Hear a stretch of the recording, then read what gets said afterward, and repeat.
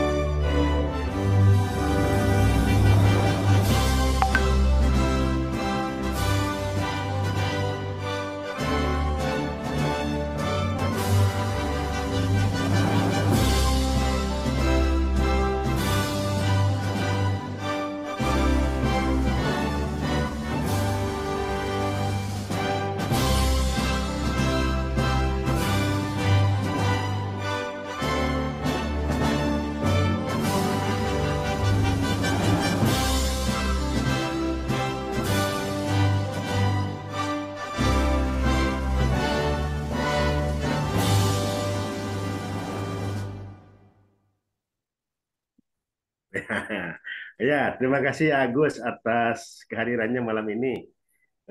Rekan-rekan semua, pada malam ini teman-teman akan ditemani nih ya. Targetnya sih jam 19.30 sampai 21.30. Nah, mudah-mudahan tidak lebih ya. Kalau kurang boleh. Baik, teman-teman, teman-teman akan malam ini akan ditemani sama Neng Sri Utami SPDI MPDI. Ah, ini Neng dokter ya. Masih kecil sudah jadi dokter nih. Jadi beliau tuh penulis sangat produktif, berbagai tulisannya sudah jadi buku banyak ya. Kang itu nggak usah diceritakan nih, pokoknya biodatanya keren lah ya, keren banget nih, banyak sekali buku-bukunya yang sudah terbit dan beliau sangat kontens, fokus di pembuatan buku-buku. Jadi kalau nanti teman-teman mau diskusi dengan beliau tentang buku luar biasa. Nah, pada malam ini rekan-rekan semua kita akan berbincang dengan Ibu Sri Utami ini berkaitan dengan gimana sih jadi guru yang bagus lah, yang inovatif, yang kreatif, yang disukai oleh anak didik, disukai oleh rekan kerja, disukai oleh kepala sekolah, pengawas, gitu ya. Nah ini kan ada ilmunya. Nah, ada ilmu yang kita bisa pelajari pada malam ini. Nah, oleh karena itu, teman-teman semua ya, dipastikan jangan kemana-mana ya pada malam ini untuk menyimak. Semoga ilmu yang disampaikan oleh beliau nanti bisa menjadi inspiratif. Bisa jadi juga teman-teman punya pengalaman. Mas Mur. Nah, ini Mas Mur ada? Mas Mur beliau sangat aktif sekali nih ya, peserta yang teraktif lah. Di setiap kegiatan beliau hadir dan sekuat tenaga untuk tetap istiqomah. Dan ini menarik. Teman-teman semua, nanti setelah teman-teman memperoleh ilmu dari Neng Sri ya, dipastikan Dr. Sri ini, teman-teman semua nanti bisa mengimplementasikan dalam kehidupan sehari-hari sehingga dipastikan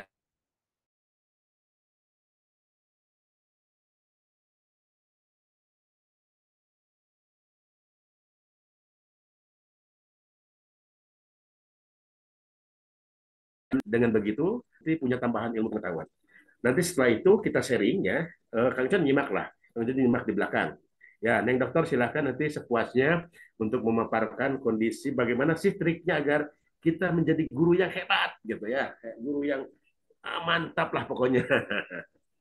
Oke oke, nah beginilah teman-teman ya pada malam ini terima kasih sudah hadir nih ya. Semoga yang sudah hadir ini betul-betul eh, menjadi guru, menjadi kepala sekolah, menjadi pengawas sekolah yang insya Allah dilindungi Allah Subhanahu Wa Taala. Super, Oke, nah Mas Bur, terima super the kasih. best. Mas Bur, boleh nanti Mas Bur ikut memandu ya, ikut mengarahkan teman-teman. Kita sama-sama diskusi lah ya, sama-sama diskusi berkaitan dengan materi pada malam ini. Pokoknya menarik. Oke, Neng Dokter sudah hadir di ruang kelas. Assalamualaikum. Alhamdulillah. Ya, nah ini Neng Dokter nih. Neng Dokter Si Utami, penulis hebat nih dari Jawa Timur. Tulung Agung Neng ya. Ya, Dari Tulung Agung betul. Oke, Kang John sampaikan, silahkan sepuasnya sampaikan ilmu-ilmu Neng Dokter untuk teman-teman semua biar sama-sama pinter ya, sama-sama hebat, sama-sama cerdas dan inovatif. Sampaikan, Kang John memberikan kesempatan seluas-luasnya pada malam ini dan Kang John dari belakang menyimak. Waktu kita ditargetkan dari Agus tuh jam 9.30 ya. 21.30 terakhir nih ya. Uh, Begitulah targetnya dari tim manajemen. Selanjutnya Kang John dipersilakan dan kepada Neng Dokter disiapkan segala sesuatunya dan kita sama-sama menyimak apa yang akan disampaikan. Terima kasih Neng Dokter Si Utami, mangga silakan.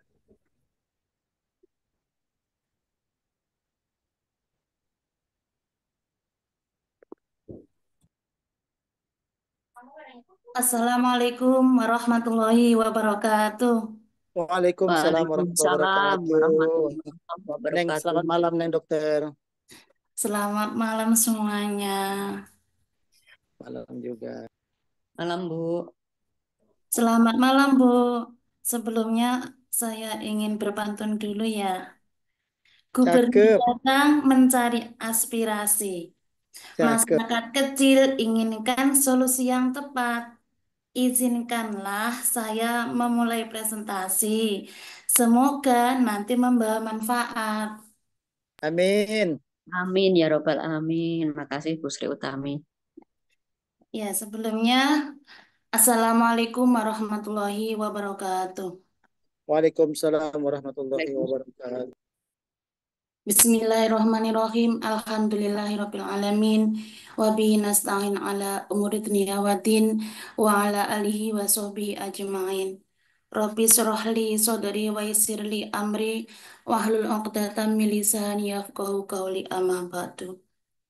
Yang terhormat Kang Founder Bapak Encon Rahman, pengawas dan pengurus APSI Dinas Pendidikan Kabupaten Majalengka, Jawa Barat. Yang saya hormati Bapak Agus, Ibu Mano, dan segenap panitia penyelenggara webinar malam ini. Dan tak lupa kepada semua, seluruh Bapak Ibu yang hadir di room ini dalam keadaan sehat walafiat. Pertama-tama, marilah kita panjatkan puji syukur kehadirat Allah Subhanahu wa Ta'ala, yang mana pada kesempatan malam hari ini kita semua masih diberi kesehatan, keselamatan, sehingga bisa bertatap muka, tolabul ilmi dalam acara webinar Kiat Praktis Menjadi Guru yang Ideal dan Inovatif dalam Kurikulum Merdeka. Salawat serta salam semoga tetap terlimpahkan kepada junjungan kita Nabi Agung Muhammad Sallallahu Alaihi Wasallam yang kita nantikan syafaatnya di hari kiamat nanti. Amin, amin, amin ya robbal alamin. Bapak, Ibu semua yang saya hormati, di sini saya bukan pemateri tapi kita sharing ya. Maksudnya kita sharing bersama tentang bagaimana sih menjadi guru yang ideal itu, guru yang inovatif, guru yang dicintai oleh siswa, dan guru yang memberikan sesuatu yang bermanfaat untuk peserta didik. Bapak Ibu yang saya hormati, kita semua sudah tahu tentang apa sih apa sih guru itu dan apa sih pekerjaan guru, kita semuanya sudah tahu. Di sini saya tidak akan mengartikan apa sebuah guru, tetapi kita bagaimana cara menjadi seorang guru yang ideal dan penuh inovatif. Untuk menjadi guru ideal harus memiliki profil sebagai guru yang efektif, guru terpelajar dalam pembelajaran, guru peneliti pendidikan, dan memiliki komitmen untuk terus belajar dan berpikir. Serta yang paling penting adalah selalu berdoa untuk kemanfaatan ilmunya kepada para siswa. Kita sebagai seorang muslim sudah mengetahui bahwa menuntut ilmu itu adalah suatu kewajiban. Sesuai dengan tujuan pendidikan yang telah ditetapkan dalam Undang-Undang Nomor 20 Tahun 2003 yang mengatakan di situ, satu, pengembangan kecerdasan intelektual, emosional, dan spiritual. Yang kedua, kesehatan siswa dan akhlak mulia. Dan yang ketiga, pendidikan siswa yang berdaya, kreatif, dan mandiri. Bapak Ibu yang saya hormati, guru yang ideal adalah guru yang dapat memilih model pembelajaran untuk melibatkan siswa di dalam kelas. Melalui penerapan model pembelajaran inovatif, dapat menggunakan bahan ajar yang ada di sekitar kita. Guru yang inovatif Ini kamu cas atau memiliki masih kualifikasi banyak baterainya? akademik sesuai bidang studi yang diampu. Untuk menambah pengetahuan dan keterampilan serta pengembangan profesi guru, guru harus memecahkan masalah pembelajaran di kelas. Bahkan dari sebagian dari masalah itu bisa terpecahkan melalui pengalaman-pengalaman di dalam kelas. Bagaimana guru yang ideal itu bagi siswa? Satu, guru harus menjadi panutan. Kita semua tentu sudah bertahun-tahun menjadikan peserta didik kita sudah sukses, sudah bisa mencapai cita-citanya, tetapi kita tidak boleh lengah. Sesuai dengan perkembangan zaman, kita harus tetap menjadi guru panutan atau role model bagi siswanya dalam mencapai keterampilan yang lebih tinggi. Kemudian yang kedua, guru harus menjaga penampilan yang menarik. Bapak Ibu, tentunya yang menarik di sini kita bisa mengartikan yang menarik bagaimana? Yang menarik perhatian siswa. Kita berpakaian yang rapi, yang sopan, dan sekaligus itu secara tidak langsung memberi contoh kita. Contoh kepada peserta didik untuk apa sih yang harus kita pakai sesuai dengan eh, kita sebagai seorang guru, itu harus kita sesuaikan. Sehingga siswa itu merasa betah mengikuti pelajaran di kelas. Selain itu, guru harus murah senyum agar siswa itu lebih senang mendengarkan materi yang kita sampaikan. Selanjutnya, guru disukai siswa cenderung guru yang harmonis di sini adalah menjaga hubungan eh, selalu ketawa, selalu humoris, kemudian menceritakan sesuatu yang lucu. Yang lucu di sini juga harus mempunyai arti sendiri, makna sendiri untuk memberikan sesuatu yang bermanfaat di sini. Seperti proses dalam pembelajaran yang menyenangkan. Bapak Ibu yang saya hormati, selanjutnya guru yang inovatif itu yang bagaimana? Guru yang menggunakan model pembelajaran yang tidak membosankan. Guru dapat meningkatkan kualitas pembelajaran melalui pembelajaran inovatif seperti bahan ajar harus diperhatikan. Kemudian model pembelajarannya yang inovatif. Kemudian sekarang kan sudah zamannya zamannya apa ya? Semua itu menggunakan teknologi ya paling tidaklah kita mengenal LCD dalam pembelajaran di kelas. Kemudian melibatkan siswa. Siswa kita beri umpan balik, kita beri kesempatan bagaimana eh, dalam materi itu, dalam materi yang kita ajarkan itu, kita harus selalu melibatkan siswa.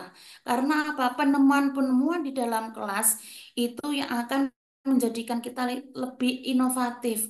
Oh, ternyata anak didik saya seperti ini. Saya harus memberikan model seperti ini. Selanjutnya, Bapak Ibu, guru yang inovatif itu yang bagaimana? Guru yang memiliki semangat mengajar.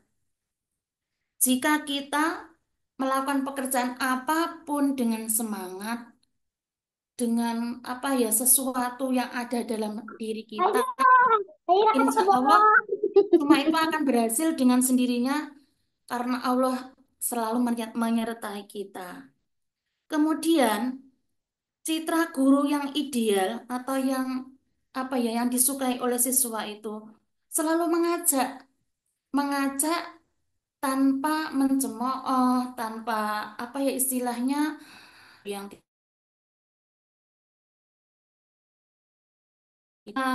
kita membahas dalam praktek di kelas kita. Antusiasme dalam kepositifan kepositifan kita dalam tindak laku, kemudian apapun itu secara tidak langsung akan berpengaruh kepada imajinasi anak didik itu.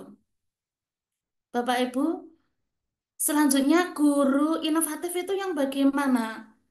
Guru yang selalu memberikan daya tarik, daya tarik yang bijak. Maksudnya daya tarik yang bijak bagaimana? Misalnya di dalam kelas kita tidak boleh memaksakan kehendak siswa. Misalnya kamu harus mengikuti materi ini. Nah, memang kita secara secara undang-undang atau secara kurikulum kita kan punya batasan-batasan. Tetapi eh, tidak menutup kemungkinan di dalam kurikulum itu tidak sesuai dengan yang ada di dalam kelas kita. Jadi kita harus menyesuaikan dengan keadaan kelas kita.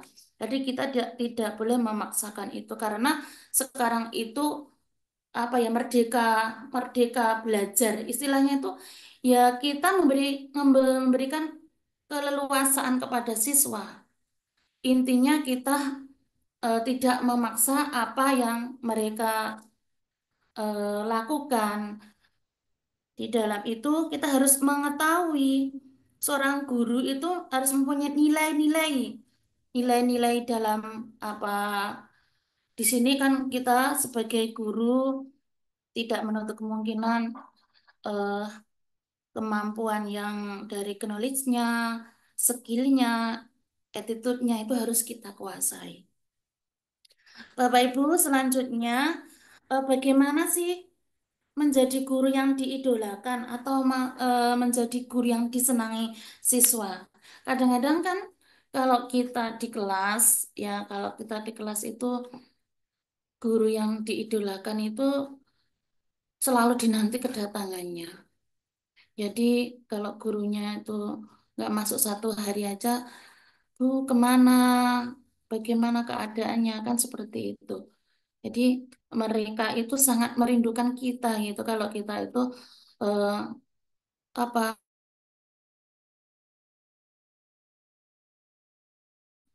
eh, anak didik kita itu juga seperti anak kita sendiri. Nanti di akhirat kelak kita juga akan dipertanggungjawabkan apa yang kita lakukan, apa yang kita sampaikan kepada mereka. Bapak Ibu yang saya hormati, di sini ada beberapa hal yaitu guru inovatif itu adalah guru yang tidak pernah puas dengan apa yang dicapainya. Ingin mengembangkan kemampuan mendidik. Guru inovatif memiliki ciri-ciri mampu melibatkan siswa dalam pembelajaran, menyampaikan bahan ajar dengan cara baru, menerapkan pendekatan pembelajaran dengan cara baru seperti menemukan teknologi tepat guna. Kalau sekarang ini teknologi tepat guna, insya Allah sudah banyak yang kita ketemu ya. Kemudian kita menemukan sesuatu yang punya karya seni. Misalnya di sini saya sebagai penulis ya Bapak Ibu, itu anak-anak didik itu saya ajak untuk melakukan apa ya sebuah sebuah karya. Karya di sini misalnya kalau setiap pagi anak-anak membuat kata-kata mutiara yang penuh dengan semangat, apa yang ada di dalam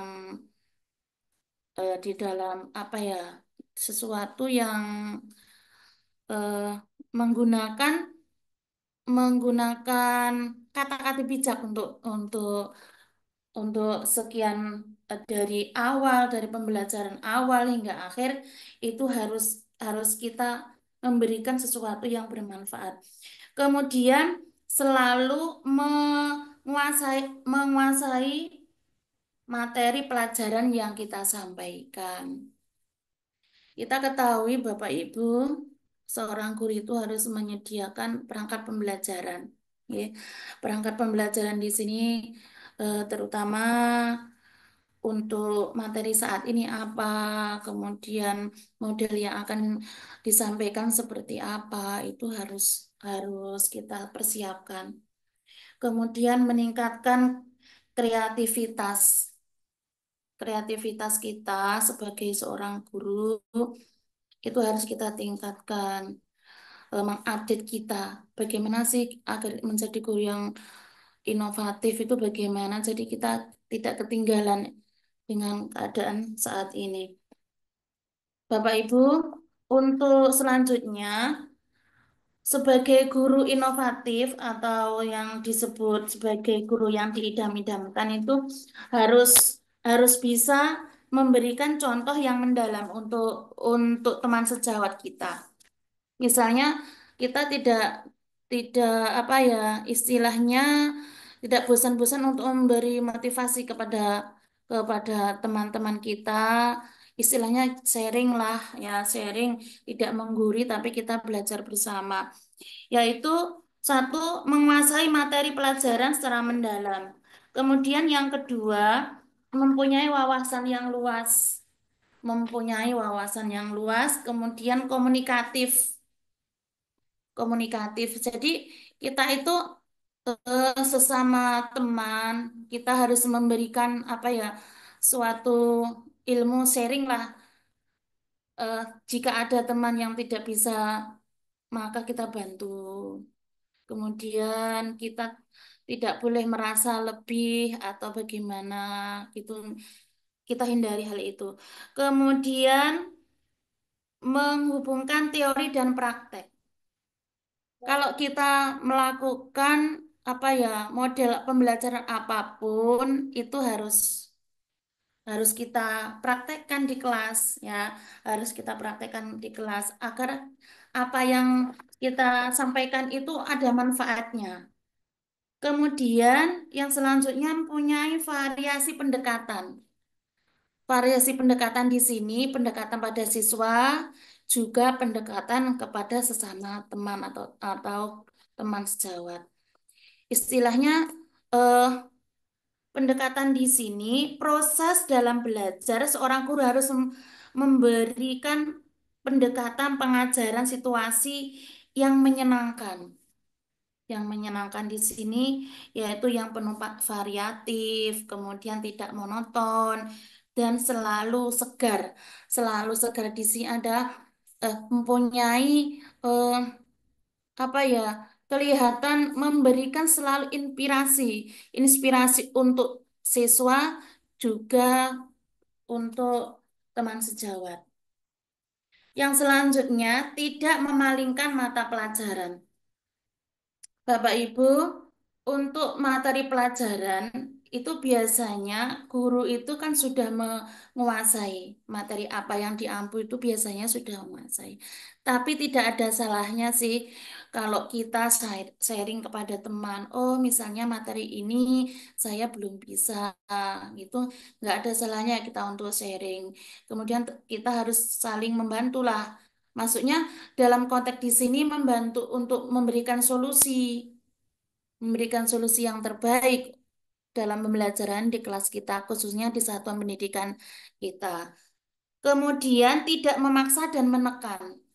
Maksudnya di sini tidak memaksa dan menekan secara alami. Maksudnya gini, misalnya ada pembelajaran yang kiranya itu belum bisa dipahami oleh siswa, ya, oleh siswa. Di sini kita tidak boleh, kamu harus bisa, tidak. Kita harus memberikan apa ya, efek yang positif bahwa kita itu guru harus bisa menyelami psikologi peserta didik, ya, memberikan materi secara mengalir sesuai falsafah air yang mengalir gitu ya. Jadi kita tidak boleh memaksa. Kemudian untuk selanjutnya kita harus mempunyai kesungguhan dari hati apapun yang kita ajarkan. Apapun yang kita sampaikan kepada siswa maupun kepada teman itu harus kita mulai dari hati. Kita tidak usah ingin dipuji, kita tidak usah ingin, wah, guru itu seperti itu, gitu. Tidak, tidak, tidak usah seperti itu. Karena apa? Kita itu menjadi pendidik sekaligus menjadi pengajar dan pemberi perubahan. Kita harus sadar bahwa itu adalah kewajiban kita. Kewajiban kita sebagai seorang guru. Kemudian memiliki selera humor. Jadi sebagai seorang guru kita harus gimana ya? eh Tidak boleh istilahnya kalau orang orang Tulungagung itu merengut gitu ya, kurang senyum gitu ya. Jadi eh, dilihat dari siswa, kemudian dari teman sejawat itu kita mempunyai selera humor, senyum, kemudian ramah seperti itu. Karena apa? Kepositifan aura kita itu akan membangkitkan semangat kepada siapapun yang melihatnya. Bapak Ibu yang saya hormati, saya pernah membaca sebuah buku atau sebuah kalimat ya yang disampaikan oleh Profesor Dr. Sihabuddin MPD. Itu mengatakan bahwa guru itu adalah seorang yang mampu mengajarkan apa yang terpikir, mengajar dengan teori, mengevaluasi penampilan sendiri, kemudian melakukan perbaikan. Jadi guru terpelajar adalah guru yang melakukan percobaan di kelas dan membagikan hasilnya sebagai inovasi kita. Itu. Nah, jadi guru yang ideal itu yang bagaimana? Kita harus memiliki kemampuan untuk berpikir dan mengkaitkan pengalaman diri sendiri dengan pengalaman orang lain. Pengalaman orang lain di sini kita sharing kepada siswa. Jadi kita tidak boleh monoton untuk sesuai materi, sesuai apa ya, yang ada di buku, tidak. Misalnya kita bisa bertanya kepada siswa, bagaimana pengalamanmu saat liburan, terus bagaimana keseharianmu setelah pulang sekolah, bagaimana kamu menghadapi situasi saat ini musim kemarau dan sebagainya. Nanti secara tidak langsung itu siswa itu akan bercerita dengan sendirinya. Bahkan menurut yang pernah saya baca, siswa itu adalah buku yang murni. Buku yang murni, buku asli tanpa ada apa ya, sesuatu yang disembunyikan. Apa yang diceritakan siswa itu jujur gitu. Jadi lebih lebih keren ya.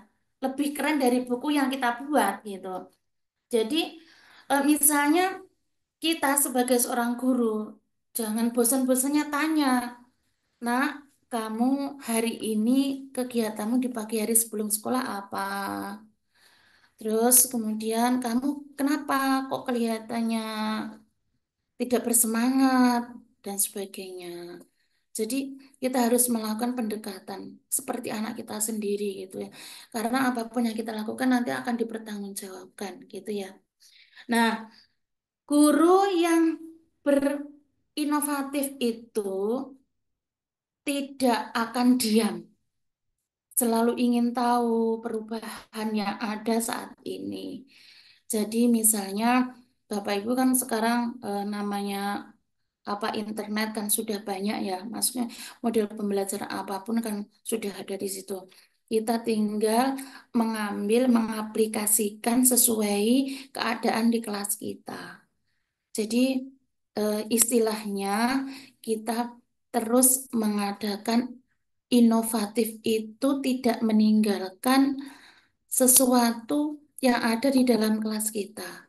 Kita harus apa, menyenangkan di kelas, kemudian tidak memaksa peserta didik, kemudian tidak apa terlalu kaku dalam penyampaian materi.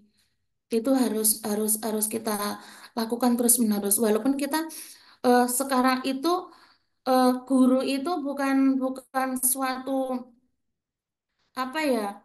Kalau sekarang itu peserta didik sebagai center apa ya, sebagai pusat untuk pembelajaran di saat ini. Jadi namanya eh, Merdeka Belajar itu berpusat kepada siswa. Jadi eh, Bapak Ibu, saya yakin penjenengan semuanya itu sudah mampu, sudah menjadi guru yang inovatif, sudah menjadi guru yang ideal bagi siswa-siswa. Tetapi yang tidak ada salahnya kita sharing untuk memberikan bagaimana sih apa yang harus kita lakukan, ya. Apa yang harus kita lakukan menjadi guru yang apa inovatif, guru yang menyenangkan gitu. Bapak Ibu yang saya hormati, nah apa sih kiat-kiat menjadi seorang guru yang apa inovatif, yang ideal, inovatif sesuai dengan apa era digital dalam kurikulum Merdeka. Ini akan saya sampaikan, kita sharing ya. Guru adalah seorang tenaga pendidik profesional yang mendidik. Maksudnya bagaimana?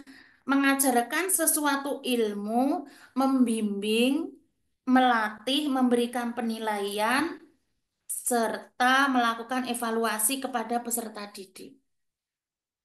Guru merupakan penentu kualitas pendidikan bangsa ini. Kita sudah mengetahui dan sudah menyepakati hal itu, Bapak Ibu ya.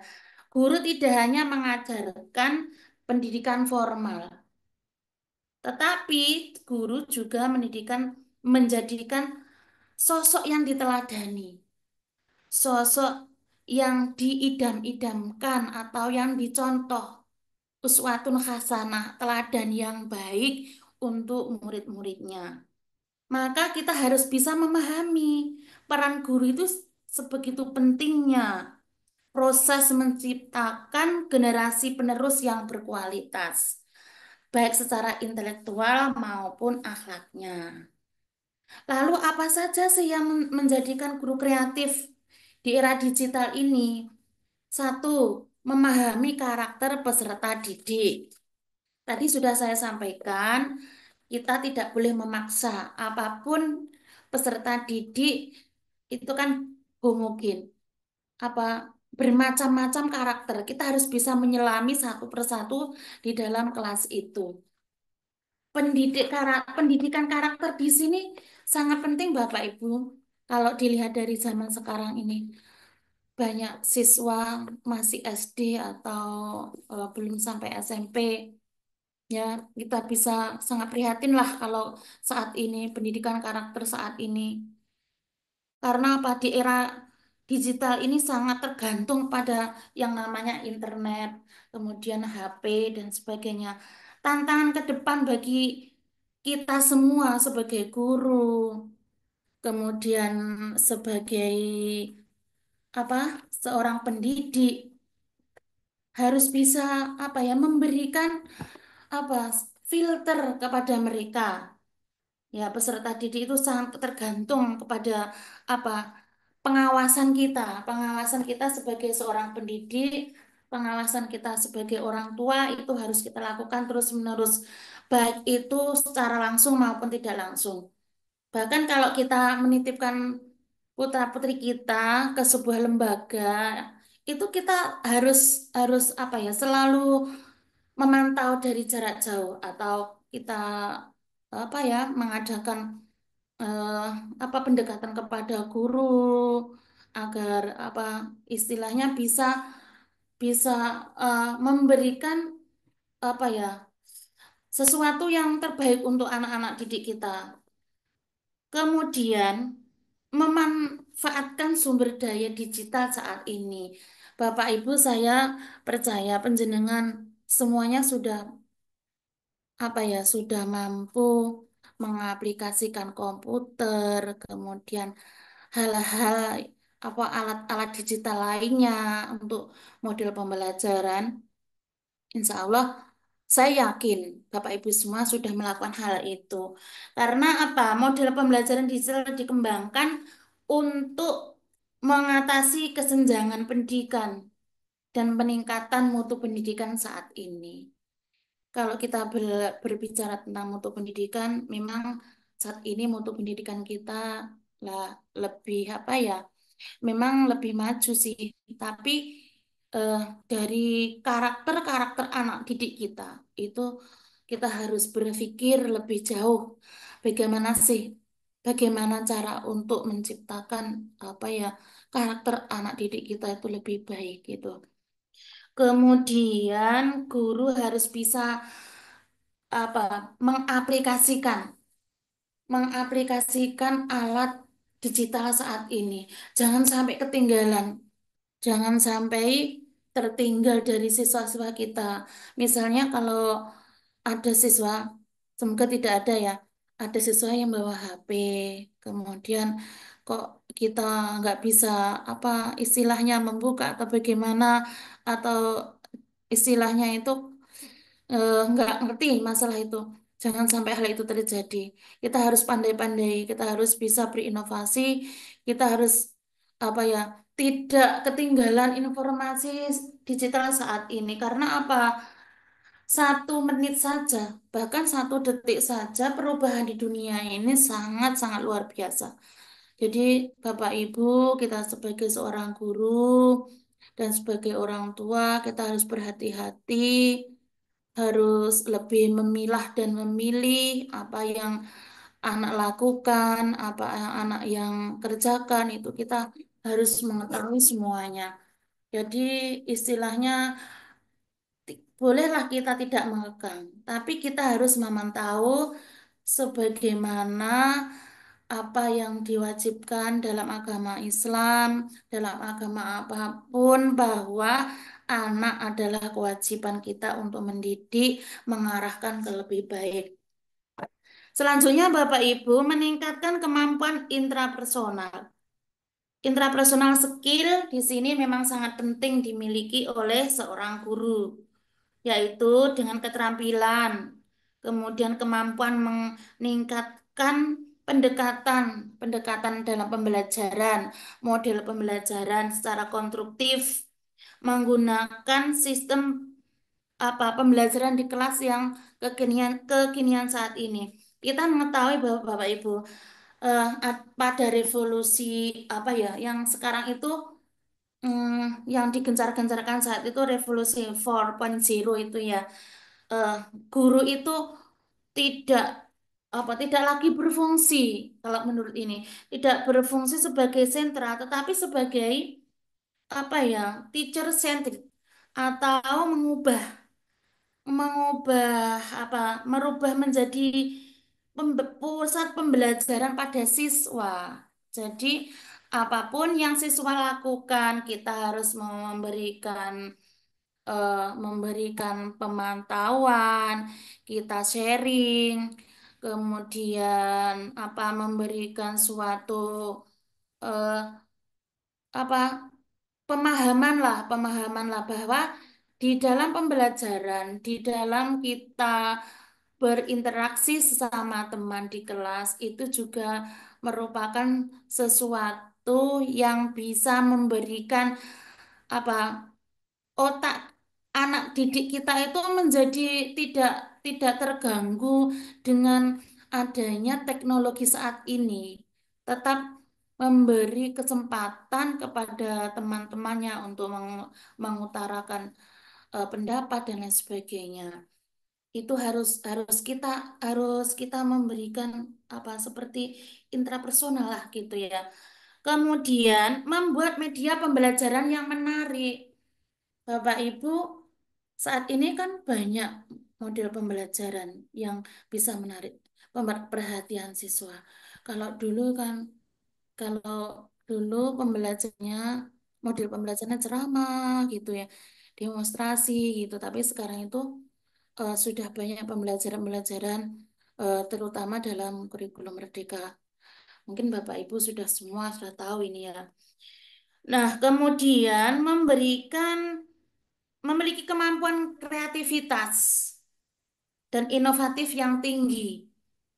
Sebagai pengajar dituntut untuk menguasai substansi bidang studi dan metodologi keilmuan. Maksudnya apa?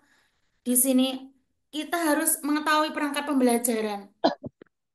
Perangkat pembelajaran yang sesuai apa yang kita lakukan saat itu di kelas gitu ya.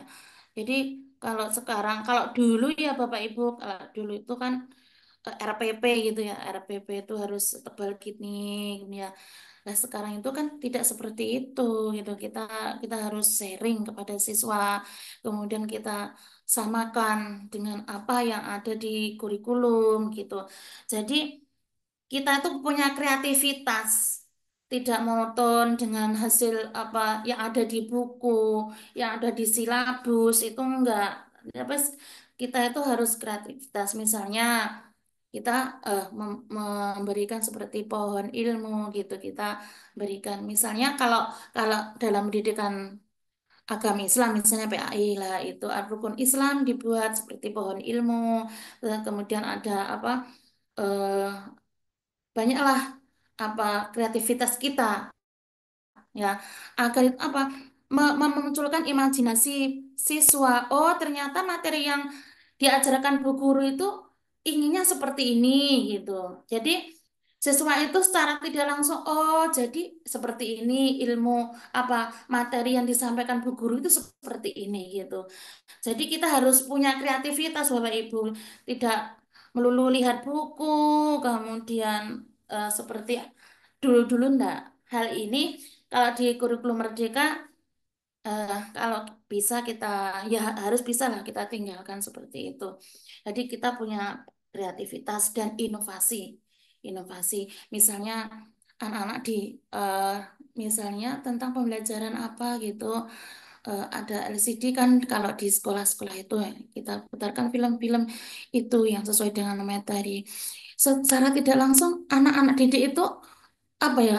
Oh ternyata masuknya seperti eh, misalnya tentang pendidikan di lingkungan keluarga. oh sebagai anak itu harus seperti ini, dengan orang tua, dengan ayah, dengan ibu, dan kakak, dan sebagainya. Jadi kita tidak terlalu banyak ngomong, tapi anak itu bisa menyimpulkan dengan apa yang dilihat gitu ya, melalui film itu, kemudian cerita. Kita tidak bercerita sesuai apa ya, seperti pidato, tidak. Kita berikan buku. Ya, di sini buku di sini anak-anak kan bisa membaca, kemudian menyimpulkan. Ada gambarnya disimpulkan di situ. Oh, ternyata birrul walidaini seperti inilah gitu. Jadi kita tidak capek-capek menerangkan, tapi anak sudah tahu maksudnya gitu.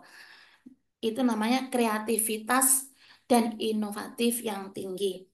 Bapak Ibu yang saya hormati, selanjutnya berorientasi pada High Order Thinking Skill atau HOTS. Ini sudah sering disampaikan di beberapa materi-materi online gitu ya. Apa sih yang disebut HOTS di sini? Guru harus memberikan segalanya untuk pembelajaran berorientasi pada HOTS ini. Bagaimanapun yang namanya skill, kita harus mampu itu. Ya, skill apapun merupakan apa ya, center. Kalau dinyatakan tadi yang center kan siswanya, tapi tidak menutup kemungkinan guru itu harus punya skill. Misalnya pelajaran yang diampu apa, itu harus punya. Yang akan disampaikan ke siswa itu apa, agar bisa dimengerti oleh siswa itu. Maksudnya tidak seorang guru itu merasa puas gitu ya. Oh, aku sekarang sudah bisa, sekarang sudah bisa berinovasi seperti ini. Tidak merasa puas itu. Tapi kita harus terus menggali dan menggali agar ilmu yang secara tidak langsung kita dapat itu bisa kita serap dalam pikiran kita melalui cerita anak, melalui apa ya, di sekitar sekolah kita, di lingkungan masyarakat, secara tidak langsung kita itu sudah belajar melalui itu. Jadi kita itu harus harus apa ya, istilahnya itu kalau bahasa muhasabah ya, muhasabah introspeksi diri agar apa yang kita sampaikan, apa yang kita berikan kepada siswa itu ada manfaatnya, ada apa, umpan baliklah pada diri kita sendiri. Jadi nanti kalau semua apapun yang kita lakukan, yang saya katakan tadi, itu ada pertanggungjawabannya di dunia maupun di akhirat. Nah, jadi kita harus berhati-hati sebagai seorang guru, menyampaikan apapun harus ada dasarnya. Ada apa? Kalau dulu, kalau memberikan sesuatu itu ada referensinya. Sekarang pun demikian. Referensi itu harus ada. Guru harus pandai-pandai membaca, meluangkan waktu untuk melihat apa sesuatu yang ada di internet, kemudian apa gitu. Itu harus harus selalu berinovasi, harus selalu berkreasi gitu ya. Jadi tidak memikir, oh saya mau pensiun, udah nggak usah gitu-gituan seperti itu. Itu sebenarnya pemikiran yang keliru, Bapak Ibu. Justru kalau kita itu sudah mau purna tugas itu harus memberikan yang terbaik gitu ya. Tidak ada yang namanya sesuatu hal yang tidak bisa dipelajari, itu nggak ada. Semua yang ada di dunia ini pasti ada solusinya, pasti ada guna dan manfaatnya gitu. Nah, kemudian seorang peserta didik itu harus mampu menganalisis, menganalisa. Menganalisa di sini adalah memberikan sebuah eh, sebuah umpan balik dari suatu permasalahan. Misalnya kalau di kelas ada anak yang sering nggak masuk misalnya, harus kita tanya, nak kenapa kok nggak masuk? Alasannya apa? Terus kemudian apa yang menjadikan kamu seperti ini? Mari kita analisa, kemudian kita cari permasalahan itu, harus kita cari penyelesaiannya, apa melalui apa komite atau bagaimana, kita harus menyelesaikan itu. Dan bahkan secepatnya kalau ada sesuatu yang timbul di kelas itu harus kita selesaikan dengan segera. Karena kalau secara berlarut-larut itu akan menjadi sesuatu yang apa ya, menjadikan diri kita maupun siswa itu seperti mengabaikan gitu, mengabaikan hal-hal yang seharusnya segera kita lakukan, tetapi kita harus menunda-nunda. Kita tidak boleh menunda Bapak Ibu. Apapun yang kita lakukan harus segera. Karena apa? Dalam pemahaman hal ini kita sebagai penganalisis dan sebagai pemecah suatu permasalahan. Yang selanjutnya Bapak Ibu, adanya kolaborasi antara guru dengan peserta didik serta eh, serta sesuatu atau apapun yang ada di lingkungan sekolah itu. Artinya bagaimana? Dalam sebuah pembelajaran tidak boleh hanya berpusat kepada guru, sedangkan peserta didik hanya sebagai pendengar, tak bersifat pasif itu tidak. Karena apa? Sebaliknya berpusat kepada peserta didik yang sudah saya sampaikan tadi. Guru tidak boleh menganggap dirinya itu bisa, menganggap dirinya itu sudah apa ya, ilmunya sudah tinggi. Itu kalau bisa sekarang itu tidak seperti itu kalau mereka belajar.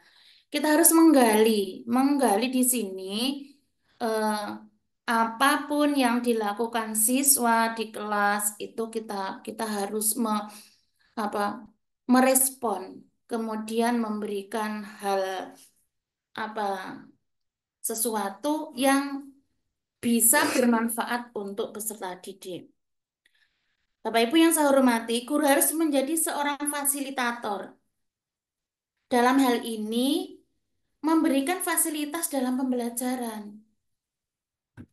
Ya, tidak menutup kemungkinan misalnya kalau kita akan praktek, akan dalam pembelajaran itu sebelumnya kita siapkan. Kita siapkan apa yang kita akan sampaikan hari ini itu harus kita siapkan. Jadi kita memfasilitasi kalau ada sekarang saat ini kan ada video-video pembelajaran yang menyenangkan itu harus kita harus memang harus kita lakukan gitu. Kemudian guru yang inovatif di era digital ini bukan sekedar menggunakan alat Bapak Ibu, tetapi ada perpaduan antara kreativitas, inovasi, dan proses pembelajaran yang sesuai dengan kebutuhan peserta didik. Nah, inilah yang disebut dengan guru yang ideal, penuh inovatif, penuh kreatif, dan bisa menyampaikan materi sesuai apa yang diinginkan oleh siswa, apa yang diinginkan sesuai kurikulum saat ini. Jadi, istilahnya kita belajar tetap di kelas sesuai apa yang diharapkan oleh kurikulum, tetapi kita tidak meninggalkan kita sebagai seorang guru, sebagai fasilitator, dan anak didik sebagai center ya, sebagai model pembelajaran yang memang benar-benar eh, terjadi saat itu dan peserta didik itu sebagai yang saya katakan tadi sebagai buku yang eh, tidak kalah dengan buku yang kita tulis karena itu buku yang murni, tidak ada data-data kepalsuan kalau anak didik itu bercerita atau melakukan apapun. Bapak Ibu yang saya hormati, untuk pemateri atau memberikan materi kepada siswa, kita juga harus bisa eh, apa ya, disampaikan secara berkala. Misalnya gini, hari ini pembelajaran tentang kebersihan lingkungan. Kebersihan lingkungan itu kan banyak sekali. Kebersihan lingkungan di sekolah, kemudian dalam keluarga, dalam masyarakat itu.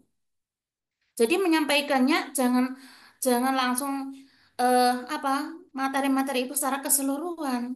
Kita gali satu persatu. Jadi misalnya kalau di lingkungan keluarga atau di lingkungan rumah, apa yang kamu lakukan untuk kebersihan itu? Jadi siswa akan bercerita.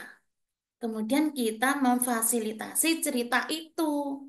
Nah, ternyata di dalam keluarga itu seperti ini kebersihannya. Jadi kamu harus begini, begini dan sebagainya. Itu eh, harus kita lakukan. Jangan kita masa bodoh Bapak Ibu. Kan ada biasanya guru itu yang penting kita mengajar gitu ya. Jadi jadi jangan. Kita itu sebagai seorang guru dan sebagai seorang tua, orang tua yang harus kita apa ya, apapun yang kita lakukan, apapun yang kita sampaikan kepada peserta didik, insya Allah akan menjadi amal ladang kita, amal jariah kita untuk akhirat kelak. Jadi apapun yang kita lakukan harus kita niati lillahi ta'ala, jangan merasa bosan atau apa ya, yang penting saya mengajar, itu jangan. Karena kita sebagai guru, sebagai apa ya, pencetak akhlak yang akhlakul karimah, kemudian yang berinovatif, anak-anak mempunyai apa bisa menguasai teknologi saat ini, tidak ketinggalan informasi, kemudian tidak apa ya, pokoknya kita harus bisa lah, kita harus bisa memberikan sesuatu yang bermanfaat untuk peserta didik. Bapak Ibu yang saya hormati, mungkin itu yang dapat saya sampaikan. Ada eh, kurangnya itu tentu dari saya, karena saya juga istilahnya di sini sharing. Eh, Kemudian kalau ada kelebihannya itu ya memang dari Allah sendiri. Jadi saya mohon maaf apabila apa yang saya sampaikan terlalu cepat atau bagaimana. Nanti untuk materi saya akan di-share oleh Pak Agus ya. Nanti akan disampaikan materi-materi itu sudah ada. Saya akhiri dan semoga apa yang saya sampaikan itu menjadikan apa eh, motivasi untuk Bapak Ibu semua dan tidak lupa kita harus ber apa ya berkreasi, berinovatif dalam hal ini memberikan sesuatu yang berharga untuk anak didik kita. Ya, saya akhiri, terima kasih semua dan mohon maaf atas segala kekurangan saya. Billahi taufiq hidayah. Wassalamualaikum warahmatullahi wabarakatuh. Waalaikumsalam. Waalaikumsalam warahmatullahi wabarakatuh.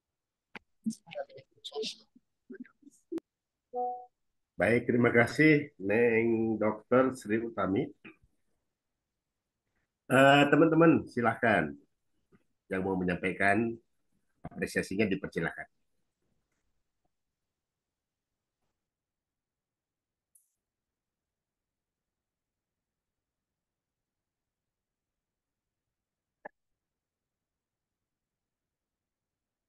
Silakan Bapak Ibu. Ya, silakan dipersilakan. Langsung saja Neng, Ya, dipandu ya. ya silakan. Ada pertanyaan mungkin? Ada Bu. Assalamualaikum Bu, mau bertanya. Waalaikumsalam, silakan Bu. Gini Bu, di tempat saya kan di Pandeglang ya Bu, Pandeglang Banten. Ini kadang kan sinyalnya tuh hilang-hilangan. Nah kalau kita mau berinovasi memakai internet, itu bagaimana ya kalau hilang-hilangan begitu? Sedangkan kan kalau materi kan kita bisa ngambilnya dari YouTube misalnya atau dari Google gitu. Sedangkan kita mah daerahnya pegunungan begini, bagaimana ya Bu ya? Mungkin itu aja pertanyaan. Terima kasih. Assalamualaikum. Waalaikumsalam. Mungkin ada yang lain? Apa langsung Saya, dijawab, Kang? Boleh saya, langsung dijawab saja boleh. Pak Ayah ada Ibu. oh Udah. ya, Iya. saya ya Pak, Bu. Assalamualaikum warahmatullahi wabarakatuh. Waalaikumsalam warahmatullahi wabarakatuh. Eh, Pertanyaannya ada dua nih Bu. Yang satu sama seperti Ibu yang tadi pertanyaannya masalah internet. Kalau saya di sini dari perangkat, perangkat berarti salah satu guru itu harus diwajibkan memiliki laptop ya, karena di era digitalisasi. Saya Ya, sudah 2 kali mengalami kerusakan laptop. Sedangkan dari sekolah dituntut harus memakai setiap hari pakai Infocus agar termotivasi dalam digitalisasi buat siswa tersebut. Nah, saya sudah 2 kali mengalami kerusakan laptop karena setiap hari memang kita harus mengajar pakai laptop, ya, pindah dari kelas satu ke kelas yang lain sampai 11 jam kan dalam sehari saya di tingkat SMA. Otomatis laptop saya itu gampang rusak karena tiap hari selalu dipakai seperti itu. Terus yang kedua, eh, tadi yang saya tangkap dari materi ibu itu kita guru tidak boleh memaksakan siswa harus bisa dalam suatu pelajaran, begitu ya. ya, Yang saya kurang pahami di sini Bu, gini, kalau siswa dasar, contohnya di dalam hitungan matematika, di tingkat SMA aja masih banyak siswa yang belum hafal perkalian dari 1 sampai ke 10. Bahkan itu kan harus wajib bisa itu. Bagaimana kita menyikapinya seperti itu. Terus contoh lain misalkan tentang agama, agama Islam. Siswa kan diwajibkan, apalagi tingkat SMA, ya minimal Iqra 6 harus sudah hatam. Sedangkan di tingkat SMA masih banyak siswa belum bisa baca Al-Quran. Apakah kita harus menyikapinya seperti nggak boleh memaksakan siswa harus bisa baca Al-Quran atau bagaimana? Terima kasih. ya. Terima kasih, Pak, atas pertanyaan yang luar biasa. Eh, Maaf, saya akan berusaha untuk menjawab pertanyaan dari beliau-beliau ini. Yang pertama dari Ibu siapa tadi? Ya, tentang internet ya Bu, yang internet yang ada di pedalaman ya, di sekolah-sekolah atau daerah pedalaman. Memang seperti itu, kita sendiri, apa ya, sebagai seorang guru itu, kita kalau memaksa untuk menyuruh siswa untuk membeli HP dan sebagainya kan tidak mungkin ya. Karena apa ya, istilahnya situasi saat ini seperti itu. Ini mungkin kalau kalau menurut saya itu memang sudah apa ya, dari pemerintah sendiri pun sebenarnya harus harus segera apa ya, tahu mengetahui situasi saat ini.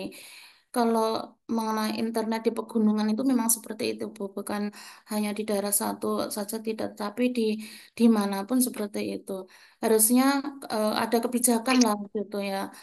Kebijakan dari pemerintah setempat atau bagaimana itu harusnya ada swadaya masyarakat atau bagaimana itu harus harus ada seperti itu. Kalau yang pertanyaan Bapak tadi, seorang apa? Seorang guru harus mempunyai laptop. Memang Pak, saat ini itu seorang guru harus bisa mengaplikasikan yang namanya laptop. Apapun saat ini kan memakai aplikasi dari apapun, mulai model pembelajaran, kemudian hal-hal yang lain tentang keguruan dan sebagainya, gitu semuanya kita menggunakan aplikasi, tentunya juga menggunakan laptop. Tetapi apa yang Bapak sampaikan itu memang benar, apalagi saat ini apa ya, eh, yang namanya laptop itu bukan hal yang keren lah, enggak, tapi sudah menjadi kebutuhan dan suatu keharusan yang dimiliki oleh seorang guru, apalagi Bapak seorang guru SMK atau SMA itu setiap hari menggunakan hal itu. Apa yang harus kita lakukan? Ya, kita harus berinovasi. Bagaimana berinovasinya? Kita misalnya bisa lihat apa di apa di YouTube atau dan sebagainya itu kan sudah ada panduan. Oh, kalau laptopnya rusak itu gimana gitu kan sudah ada. Nah, yang pertanyaan kedua yang Bapak sampaikan maksudnya memaksa. Apa tidak boleh memaksa?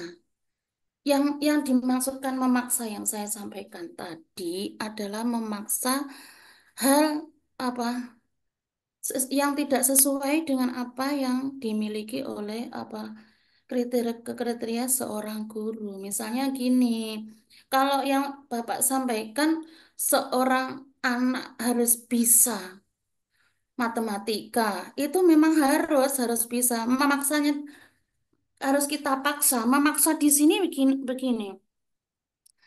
Misalnya eh, saya tidak bisa Bu hal ini. Iya, kamu harus tahu, harus bisa gitu. Harus bisa hal itu. Misalnya tentang kalau dalam pendidikan eh, apa agama Islam misalnya, kamu harus bisa baca Al-Quran. Iya, harus bisa. Tetapi hal itu jangan memaksa kamu harus bisa saat ini, tidak. Yang dimasukkan memaksa itu memaksa anak yang tidak bisa saat ini. Kita harus pelan-pelan gitu loh. Harus pelan-pelan sesuai dengan apa hati kita. Jadi kita nggak boleh, kamu harus bisa saat ini enggak. Itu yang namanya memaksa yang saya sampaikan seperti itu. Tapi secara teoritis kita itu ya memang harus memaksa, harus bisa membaca huruf hijaiyah misalnya. Harus bisa berhitung angka 1 sampai 100 misalnya. Itu memang harus bisa, harus bisa. Kita paksa. Tetapi secara pelan-pelan, Bapak. Maksudnya tidak apa ya? Tidak secara spontanitas. Kalau memang anak itu di saat itu memang benar-benar tidak bisa. Ya lain kali waktu materi yang akan datang kita beri kesempatan ya, kita beri kesempatan pada peserta didik untuk berpikir, oh ternyata seperti ini maksudnya materi gitu. Jadi bukan bukan kita tidak memaksa untuk bisa tidak Pak, masih memaksa agar siswa harus bisa saat itu yang saya masukkan memaksa di situ.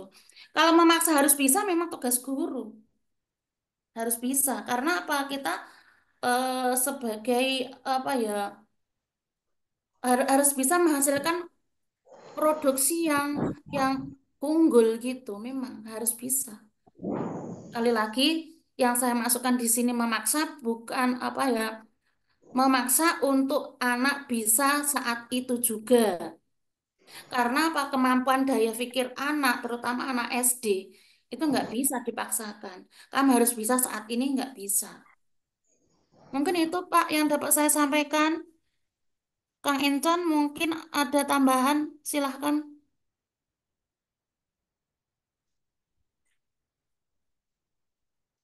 Ya, sudah luar biasa jawabannya, Neng Dokter. Silakan yang lain. Ini ada yang sudah mengacungkan tangan. Bunda Ena, Bunda Ena ada Mas Mur. Wah, dipersilakan. Bunda Ena terlebih dahulu deh. Bunda, Ya. silakan. Assalamualaikum warahmatullahi wabarakatuh. Waalaikumsalam warahmatullahi wabarakatuh. Di saya memang di daerah saya Bu, Misalnya, hanya ingin menambahkan sama seperti yang di Pandeglang itu yang jaringan internetnya yang kurang kuat. Ya, saya ingin menambahkan memberikan solusi barangkali. Ya, Bagaimana terima kasih. kalau ya materi atau video-video itu di-download dulu terlebih dahulu di tempat yang jaringannya internetnya kuat. Baru di depan kelas tuh di depan anak-anak kita putar ulang. Betul. Ya, mungkin itu saya pernah mencobanya ketika saya mengajar di daerah Ya, pegunungan. ya seperti itu Bu, memang seperti itu. Oh Kita iya bisa. iya, makasih makasih. Ya, sama-sama. Iya, Terima kasih dari Bu. SMKN 1 Pandeglang, Ibu Iya, Antun Ukat. Jempol 2. Makasih masukannya. Iya. iya, sama-sama. Ya, Mas Mur, Mas Mur, silahkan. Boleh masuk, silakan Mas Mur. Orang Kalimantan nih, Mas Murdiansyah.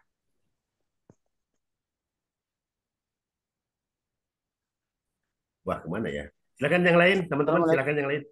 Assalamualaikum warahmatullahi wabarakatuh. Oh, ada, silakan. Waalaikumsalam warahmatullahi wabarakatuh. Eh, Terima kasih Mas Kang Chon yang ganteng, luar biasa, inspiratif dan eh, Neng Dokter ya, Neng Dokter, terima kasih pencerahannya. Alhamdulillah malam ini dapat berbagi dan kami siap menerima pembagiannya, ilmunya dalam hal ini. Tadi ada yang barangkali yang saya sikapi barangkali karena Neng Dokter mengatakan kita berbagi. Saya pikir sama mungkin kasusnya di seluruh Indonesia, hanya beda tempat, beda-beda tipis saja. Neng Dokter, apakah suara saya terdengar dengan jelas? Ya, dengar. Ya, Mangga. kadang-kadang ini gini, eh, Neng Dokter Sri Utami. Kadang-kadang yang jadi masalah ketika kita berbicara atau mungkin ada gangguan, pasti manusiawi lah ya. Sebagai peserta pasti berpikir gini, apakah HP saya bermasalah, apakah sinyal saya bermasalah? Padahal tidak mesti seperti itu. Bisa jadi yang kita dengarkan seperti Mbak Neng dokter yang bicara mungkin ada gangguan gitu. Itu sering kami rasakan, Neng dokter. Jadi yang tadi saya katakan, yang yang dokter jelaskan tadi, saya sangat pendapat bahwa tidak boleh memaksakan anak ketika kelas, anak bagaimana gimana tidak boleh dipaksakan harus bagaimana gitu. Sementara tadi ada kawan rekan dari mana itu saya tidak tahu yang sebelumnya, gimana sedangkan anak tidak bisa ada calistung dari kelas 1 bahkan udah menginjak kaki di pendidikan tingkat berikutnya dalam hal ini SMP SMA, ada bahkan yang belum bisa baca. Nah, dalam hal ini saya sependapat dengan yang 3S sebagai narasumber bahwa dalam hal ini mungkin kata-kata tidak boleh dipaksakan tergantung kasusnya apa. Seperti tadi eh, dia belum lancar dalam literasi atau numerasi dan sebagainya. Artinya tidak boleh dipaksakan pada saat itu. Ini kembali kepada kebijakan guru tersebut, guru masing-masing bagaimana supaya memberikan motivasi kepada anak itu. Mungkin caranya saja barangkali berbeda. Caranya berbeda, gimana? Kamu sebenarnya anak hebat, bisa, harus punya prinsip. Kenapa yang lain bisa, kamu enggak? Itu barangkali satu motivasi. Dan saya yakin bahwa kamu saat ini mungkin belum bisa. Yang penting kamu harus ada perubahan, harus ada niat. Yakinkan dirimu, kamu pasti dan pasti bisa. Itu barangkali salah satu motivasi kan gitu. Ya. Saya pikir itu Mbak Neng dokter. Terima kasih, hanya tambahan saja. Makasih. Terima kasih Pak. Memang seperti itu Assalamualaikum apa warahmatullahi yang wabarakatuh. saya maksud ya, seperti itu. Jadi kita itu memaksa di sini adalah tidak boleh memaksa. Memang memori anak itu kalau saat di kelas itu kan tidak tidak apa ya, tidak bisa terkendali. Emosi anak itu kan berbeda-beda. Tapi kalau kita memberi jeda, oh kamu anak yang pandai, kamu anak yang bisa. Sesungguhnya kalian itu bisa. Memang belum waktunya. Kita pelan-pelan seperti itu. Terima kasih Pak atas tambahan masukannya ini yang luar biasa. Mungkin ada yang lain? Silahkan di sini kita sharing bersama, belajar bersama, mumpung Kang Encon memberikan sesuatu yang terbaik. Silahkan.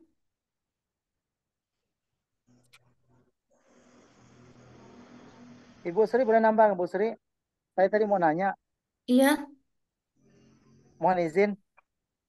silahkan Pak. Mohon izin. Iya, siap. Makasih berbicara yang kedua kalinya. Jadi gini, memang dalam hal apa yang Ibu sampaikan tadi dalam pemaksaan, jujur saya katakan ada di sekolah saya itu, anak itu pertama saya pindah di sana itu benar-benar dia tidak bisa membaca, tidak bisa membaca, Bu. Bahkan sekarang udah tamat SD, kemarin lanjut SMP. Tapi saya berikan motivasi. Kalau kamu mau jadi orang sukses ke depannya, dan bukan mau lagi, yakin kamu bisa jadi orang sukses. Tapi kamu harus rajin belajar membaca, belajar dan terus belajar. Tidak ada istilah enggak, pasti bisa. Tapi mama pun ada ngomong, Bu, memang anak saya ini bebal, Bu, Pak, kata dia. Anak saya kadang-kadang suruh apa membaca abjad aja sampai sekarang belum hafal-hafal. ya kan? Padahal udah 6 tahun di sekolah di sana kan. Jadi strategi-strategi yang diterapkan oleh guru udah cukup maksimal gitu. Tapi ada juga kembali kepada individu masing-masing. Ada anak yang awalnya mungkin tidak bisa baca, tapi berkat ketekunan dan strategi yang guru terapkan, alhamdulillah ada juga anak itu dalam waktu relatif singkat 3 bulan udah bisa baca gitu. Jadi mungkin Ya, tergantung ini barangkali apa saya pun juga bingung juga apa penyebabnya itu. Jadi itu makasih Bu ya. Sri Terima Utami. kasih Pak. Ya, ya, terima Selanjutnya kami kasih. kembalikan pada Ya. Ya, terima kasih atas apa sharingnya Pak. Karena apa? Ya memang seperti itu. Kita sebagai guru harus bersabar dan bersabar. Kita tidak meninggalkan apa inovatif yang ada, tetapi kita terus memantau anak agar bisa. Sekali lagi, ini karena apa ya, perpaduan kata itu biasanya tidak memaksa. Maksudnya ya seperti itu tadi, seperti yang Bapak sampaikan tadi, memaksa di sini saat itu, ya saat itu karena kondisi anak kita tidak tahu. Maksudnya pemikiran anak itu tidak tidak begitu memahami lah dengan materi yang kita sampaikan. Tetapi di lain kesempatan materi yang akan datang. Kita bahas bersama lagi. Akhirnya secara tidak langsung lambat laun anak itu menjadi bisa gitu ya. Kalau kita disuruh memaksa, ya memang kita harus memaksa, harus bisa. Apalagi membaca, menulis dan berhitung itu kan suatu kewajiban. Harus bisa kita, harus kita paksa. Tapi maksudnya memaksa saat itu jika anak tidak bisa gitu. Mungkin ada tambahan lain?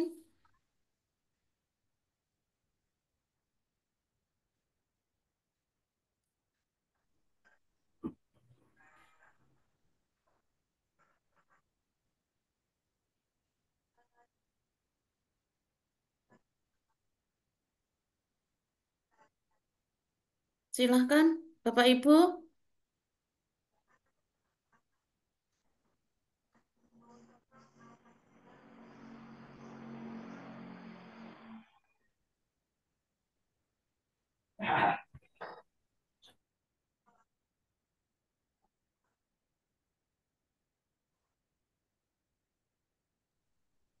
Baik, sudah ada di layar kaca kita nih. Teman-teman, Pak Dedeng. Nah, apa kabar Pak Dedeng? Neng, nih ada Pak Dedeng nih mau Alhamdulillah, menyampaikan. terima kasih. Nah, silakan Pak Dedeng. Ya, ini sedikit berbagi saja mungkin. eh, saya baru ya terima kasih kepada Neng Dokter telah memberikan paparannya. Sangat bagus sekali dan memberikan penguatan mungkin bagi saya. Saya pernah mengajar dulu di kelas SD, kelas 2. Itu ada anak yang tidak mau menulis huruf hijaiyah. Pada saat itu saya harus pada pembelajarannya harus menulis salah satu surat pendek seperti itu. Lalu saya biarkan saja dalam arti tidak memaksa begitu kalau kalau ilmu dari sekarang gitu ya. Saya biarkan terus saya komunikasi dengan anaknya dan juga dengan orang tua. Nah, setelah saya komunikasikan ternyata dia tidak biasa belajar di TPA kalau dulu itu belajar belajar di madrasah sehingga dia minder gitu. Mindernya apa? Karena takut jelek tulisannya. Nah, maka saya berikan motivasi bahwa sejelek apapun tulisan kalau sudah mencoba uh, akan ada hasil lah seperti itu. Saya dulu itu seperti itu. Nah, akhirnya si anak mau mencoba dan berangsur-angsur menjadi lebih baik seperti itu. Nah, saya memperoleh inspirasi dari ibu itu sekarang bahwa mungkin saja waktu itu saya tidak memaksakan anak harus bisa, tapi yang bertahap. Mungkin begitu kalau apa yang pernah saya alami tentang apa yang ibu sampaikan. Terima kasih.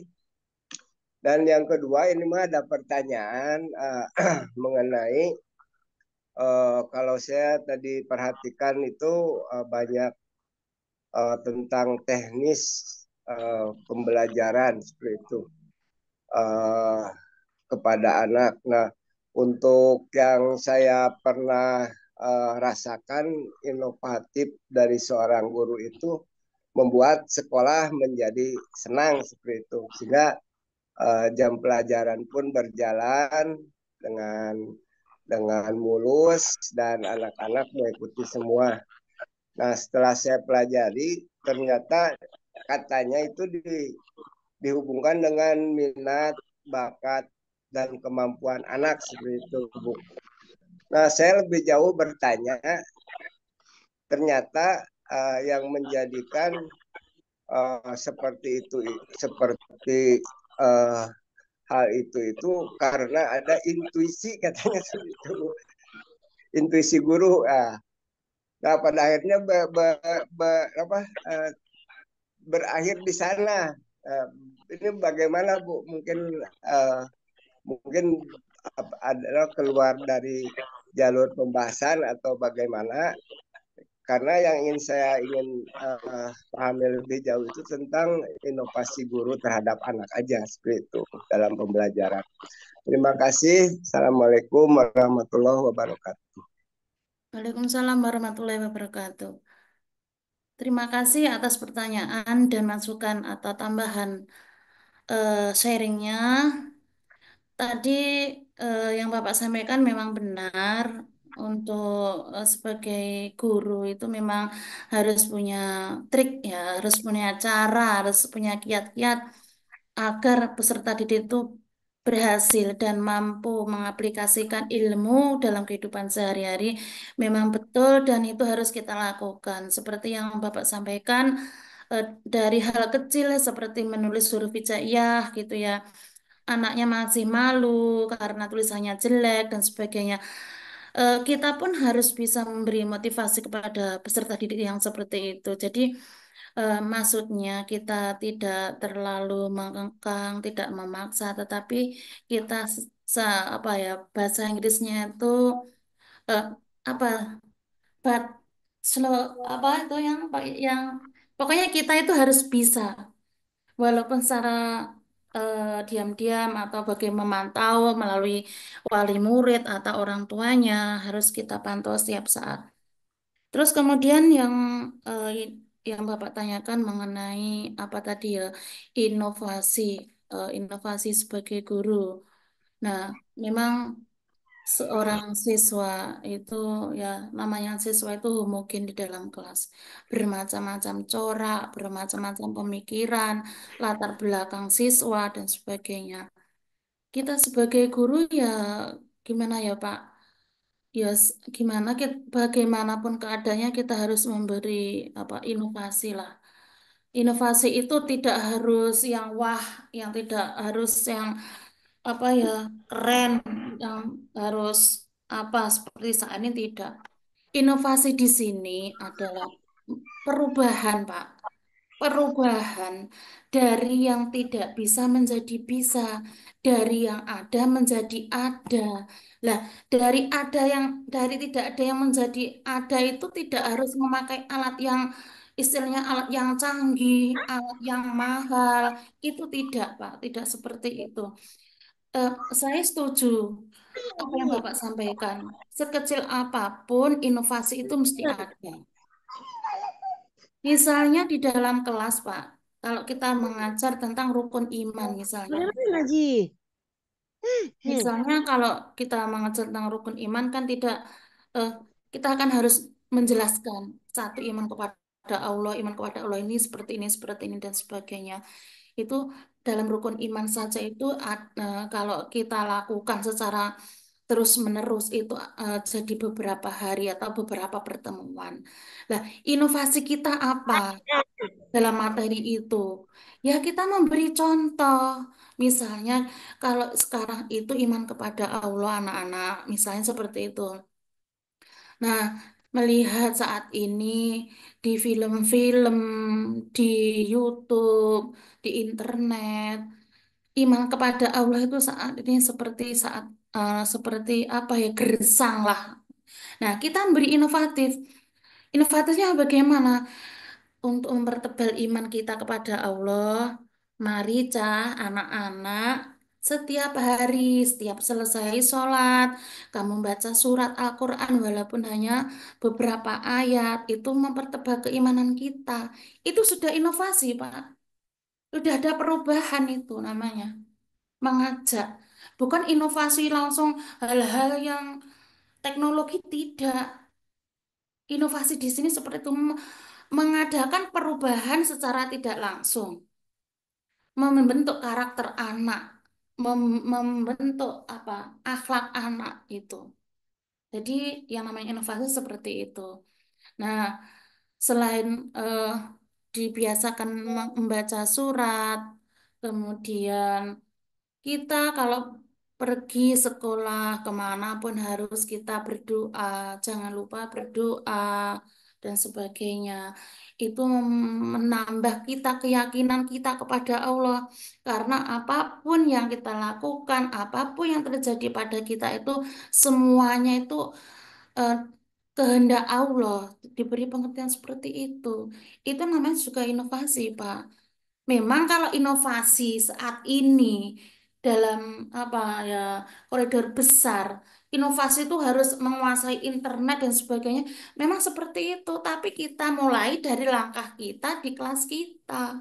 Itu. Mungkin itu Pak yang dapat saya jawab. Ada tambahan mungkin Kang Encon? Baik, baik. Ini luar biasa nih materi pada malam hari ini, teman-teman. Kita memperoleh pengetahuan yang banyak, terutama bagaimana sih kita menjadi guru yang disukai. Disukai oleh teman-teman, disukai oleh anak, disukai oleh rekan sejawat gitu ya, disukai oleh atasan kita. Ini luar biasa. Jadi artinya memang di dalam proses kegiatan belajar mengajar tidak lepas dari inovasi, dan inovasi kreatif ini dua kata, dua diksi yang harus melekat di semua komponen. Karena di milenial seperti ini dan kita mendidik anak-anak yang gen atau generasi A sampai generasi Z ini adalah akan berbeda. Nah, oleh karena itu dipastikan teman-teman, tadi saya juga setuju dengan informasi yang disampaikan oleh Ibu siapa ya, Ibu Ayah atau siapa barusan, bahwa ketika memang internet sudah kurang begitu baik, kemudian apa informasi secara internet atau sinyalnya kurang bagus, guru dituntut untuk kreatif, tidak harus uh, in atau on internet, tapi bisa juga off internet, tetapi memang bisa dimanfaatkan dengan baik. Di sisi lain, teman-teman, kurikulum Merdeka memang lebih fokus kepada bagaimana guru-guru kita tuh mendorong pada digitalisasi sebenarnya. Namun begitu, karena Indonesia adalah negara yang sangat luar biasa, ya kepulauan yang sangat banyak, tentu tidak bisa tersentuh semuanya oleh internet saat ini. Maka guru-guru kreatif akan menggunakan kemanfaatan media yang ada di sekitar menjadi salah satu upaya mengembangkan proses pembelajaran. Karena pembelajaran itu sendiri bisa didefinisikan sebagai salah satu yang tidak bisa jadi bisa, yang tidak tahu jadi tahu, yang tidak tadinya tanda kutip tidak memahami menjadi lebih paham. Nah, proses belajar ini merupakan salah satu tupoksi yang harus dilakukan oleh guru-guru di seluruh Indonesia, termasuk juga kita tentunya. Nah, dipastikan tadi Neng Dokter sudah memberikan gambaran kepada kita semua, dan kita berharap nanti dalam proses dalam kegiatan keseharian kita ini bisa diimplementasikan. Wah, mantap sekali nih, banyak yang bertanya, dan kami juga berharap begitu. Jadi praktik baik ini bukan hanya satu arah, tapi kita sama-sama sharing.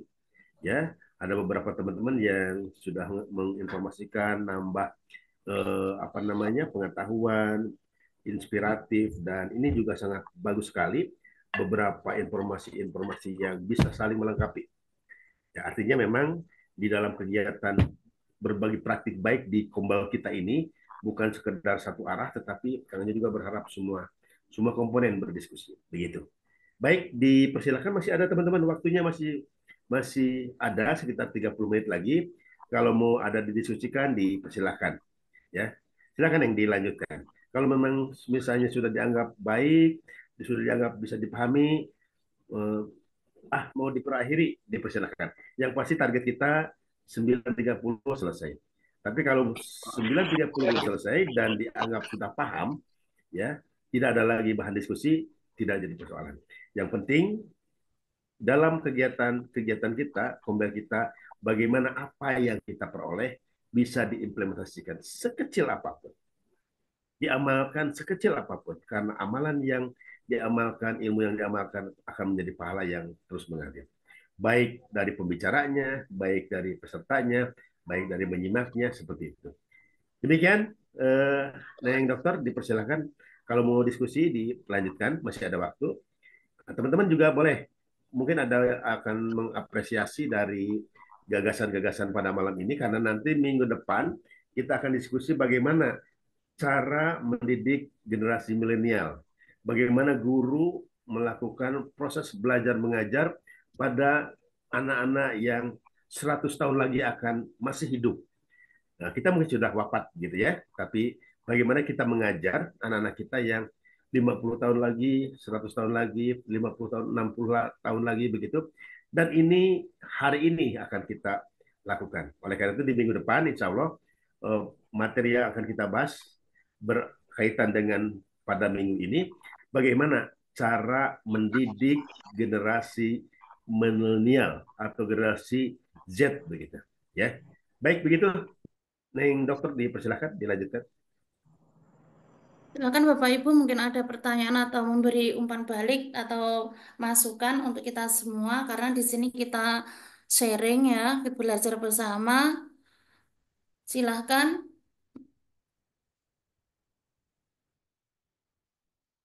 Dalam apa ya menjadi seorang guru yang ideal itu memang bukan hal yang mudah ya, tetapi kita harus bisa bisa melakukan hal itu karena itu suatu keharusan pada saat ini kita apa di kurikulum Merdeka ini ya sebagai guru kita harus berkreasi, berinovasi, kemudian eh, bisa mengaplikasikan apa di era digital ini dalam kehidupan sehari-hari dalam hal ini menyampaikan materi kepada peserta didik.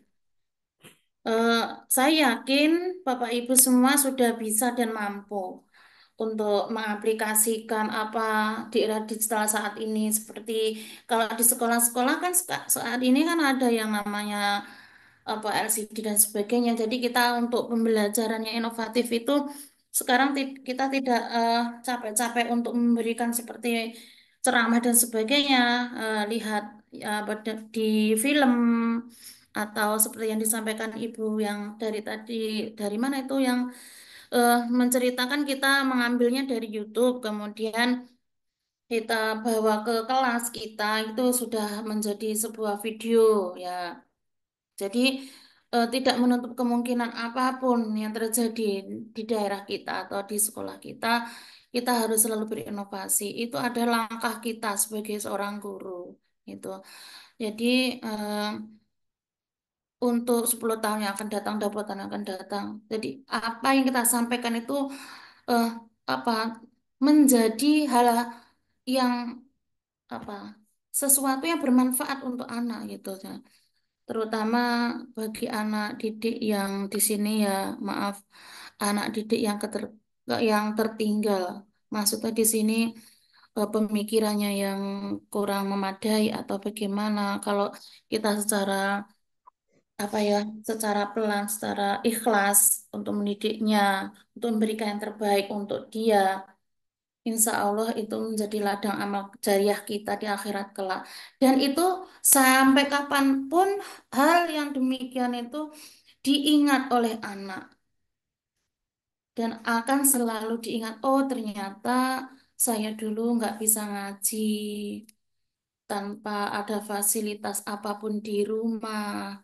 Tetapi akhirnya saya bisa ngaji, bisa mengenal huruf, bisa apa ilmu-ilmu yang lain, ilmu keterampilan untuk kehidupan sehari-hari dan apapun ilmu itu bermanfaat Saya yakin mesti guru itu nggak ada guru yang tidak memberikan manfaat pada anak didik, nggak ada.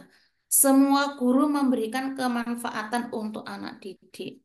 Jadi semoga apa yang kita sampaikan itu menjadi apa modal dasar untuk mencapai kehidupan yang lebih lanjut bagi peserta didik. Itu jadi kita tidak boleh henti-hentinya atau merasa, oh saya ini gini, saya sudah bisa merasa mampu dalam hal ini digitalisasi sudah mampu. Sebenarnya itu kalau bisa jangan berpikir seperti itu. Bolehlah berpikir seperti itu, tapi kita harus memandang ke depan lebih jauh bahwa anak didik yang ada di kelas kita 20 tahun yang akan datang itu sudah melesat ya, sudah aslinya sudah apa ya, istilahnya jauh lebih dari kita nanti. Karena zaman semakin berubah dan perkembangan zaman juga semakin meningkat, aktualisasi dalam kehidupan itu juga seperti ini semakin semakin lama dan semakin lama juga akan berubah. Mungkin itu tambahannya dari saya. Ada hal lain yang ingin disampaikan, sharing bersama.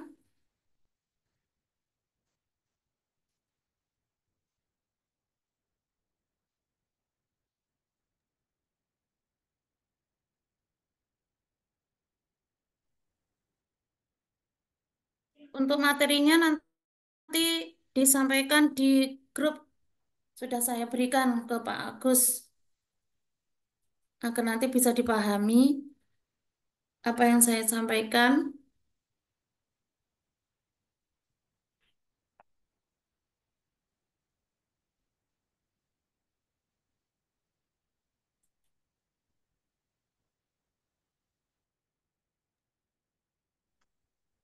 Halo.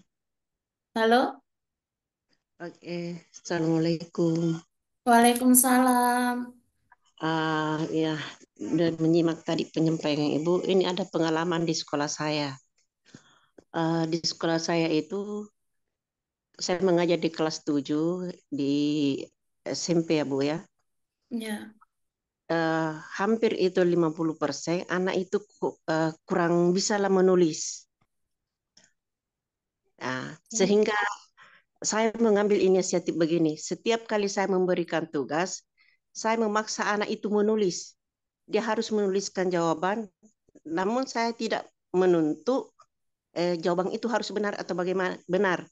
Yang penting dia menulis dan apa yang dia tuliskan itu apakah dia tiru di buku atau meniru dari temannya. Yang penting dia menulis. Nah, ya, itu termasuk memaksa, Bu. ya. Itu memang memang apa ya? Kita sebagai guru memang harus memaksa, Bu. Tapi memaksa di sini kan ibu sudah memberi jeda kan? Iya. Iya. Nah, dalam hal ini memaksa itu kalau saat itu memang harus bisa, harus bisa, harus bisa.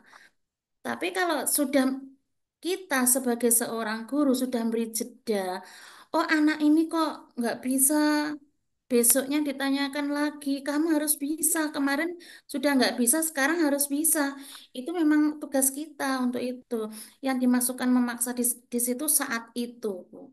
Saat itu, saat penyampaian, memang belum bisa, tapi kita tidak boleh memaksa harus bisa saat itu.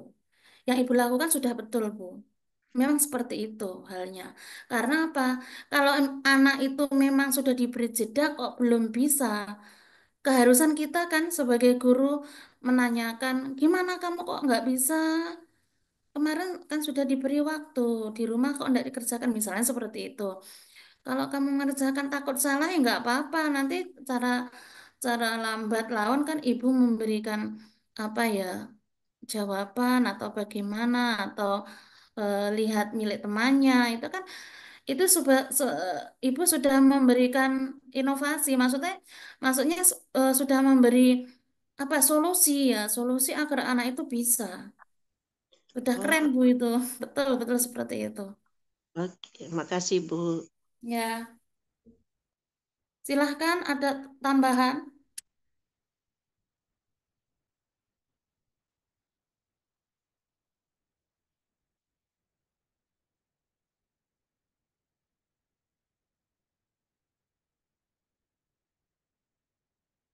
Halo, silahkan.